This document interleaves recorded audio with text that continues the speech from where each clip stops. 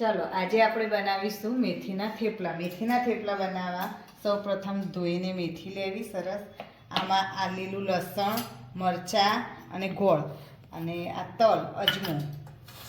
હવે તેલ ગરમ કરી હિંગ નાખવી,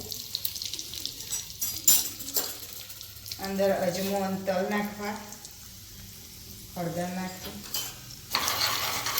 મસાલો કરેલો અંદર એડ કરવો, લીલું લસણ,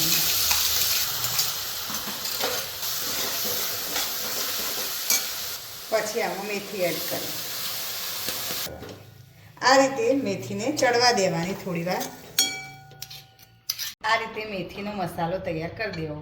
પછી રોટલીનો લોટ લેવો, થોડો બાજરીનો લોટ લેવો, મીઠું એડ કરવું, મરચું નાખવું,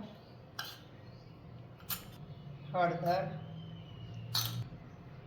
તેલ નાખવું, નાખવા. આ રીતે મિક્સ કરી મેથીનો મસાલો નાખવો, થોડી છાશ એડ કરવી અને પછી લોટ બાંધી દેવો.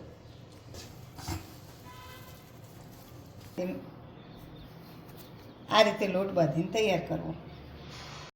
આ રીતે સરસ સોફ્ટ થેપલા બનશે.